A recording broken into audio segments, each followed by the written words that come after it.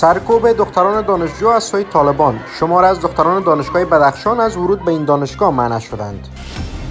تلاش طالبان برای جمع‌آوری گداها. بیش از 14,000 گدا از شهر کابل جمع‌آوری شد. انفجار مرگبار در سومالیا. دست کم 100 تن کشته شدند. جشن هالووین در کره جنوبی. 151 نفر در اثر ازدحام جان باختند. و نخستین موتور ملی ترکیه در این کشور رونمایی شد.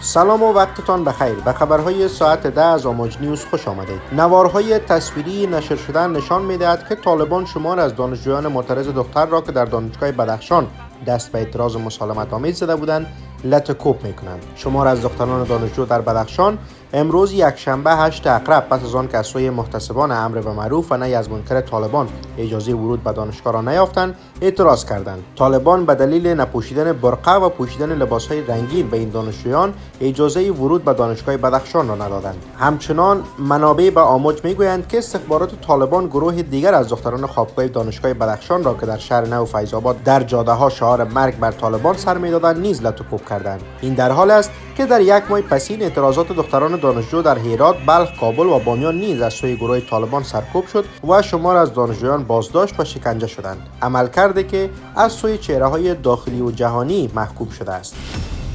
دفتر معاونت اقتصادی رئیس الوزرای طالبان امروز یکشنبه 8 اقرب گفته است که دست کم 14,393 گدا را تنها از شهر کابل جمع‌آوری کردند. طبق آمارهای این نهاد از میان رقم مجموعی 9,154 تنشان زن هستند که از میان آنها تنها 3,386 تن مستحق شناخته شدند. به گفته طالبان 5,768 تن دیگر از میان زنان گدا حرفه‌ای هستند. شمار مردان گدا تا این مدت 1,328 اعلام شده و نیز گفته شده که از میان بیش از 14,000 گدا 3,911 تن کودک هستند که 1,752 تنشان مستحق تشخیص شدند. این آمار گداهای جمع‌آوری شده از 22 اسد تا 7 اقرب سال روان را در بر میگیرد. طالبان گفتند که گداهای جمع‌آوری شده را بایومتریک و برای آنان معاش تعیین میکنند. روند جمع‌آوری و بایومتریک گدایان در 22 اسد سال روان آغاز شد.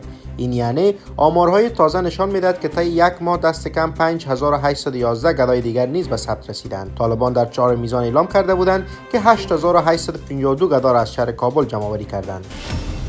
رئیس جمهور سومالیا اعلام کرده است که در انفجار 2 موتر بمب گذاری شده در مقابل وزارت معارف این کشور در موگادیشو دست کم 100 نفر کشته و 300 نفر زخمی شدند. حسن شیخ محمود پس از بازدید از محل رویداد بامداد امروز یکشنبه 8 اقرب در بیانیه گفت مردم ما قتل عام شدند. هیچ کس مسئولیت این حمله را بر عهده نگرفته، اگرچه رئیس جمهور گروه اسلامگرای الشباب را مسئول این حمله دانسته است. الشباب معمولا از پذیرفتن مسئولیت حملاتی که منجر به تعداد زیاد تلفات می شود اجتناب می کند. به گزارش رویترز اولین انفجار در مقابل وزارت معارف در نزدیکی یک چهارراهی مزدحم در موگادیشو رخ داده است. دومین انفجار زمان رخ داد که آمبولانس ها رسیدند و مردم برای کمک به قربانیان تجمع کردند. این حمله در مکان حمله مرگبار 2017 رخ داد که بیش از 500 کشته بر جای گذاشته بود. در آن انفجار یک کامیون بمب گذاری شده در بیرون یک هتل مزدحم در تقاطع کی5 که در ردیف ادارات دولتی، رستوران ها و کیوسک ها قرار داشت منفجر شد.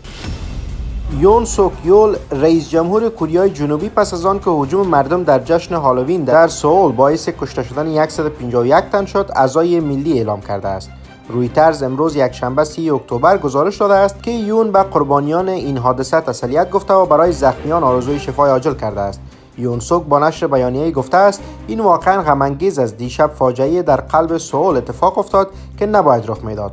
مقام‌های کره جنوبی گفتند جمعیت عظیمی که در منطقه محبوب ایتیوان جمع شده بودند به یک کوچه هدایت شدند. آنها همچنان افزودند که ممکن تعداد تلفات افزایش یافته باشد. چون سونگ بیوم رئیس ایستگاه آتش‌نشانی یونگسان گفته است که در این حادثه 151 تن به شمول 19 خارجی کشته شدند. چون سونگ بیوم در یک جلسه توجیهی در محل حادثه گفته است که 82 تن زخمی شدند و حال 19 تن آنها وخیم است. به گفته او بسیاری از کسانی که کشته شدند در نزدیک یک کلوپ شبانه جمع شده بودند. او افزوده است که بسیاری از قربانیان زن هستند و خارجی‌های کشته شده شامل افراد از چین، ایران، ازبکستان و نروژ می‌شوند. این اولین رویداد هالووین در سئول است که پس از 3 سال محدودیت‌های کووید 19 و فاصله گذاری اجتماعی برگزار شده بود.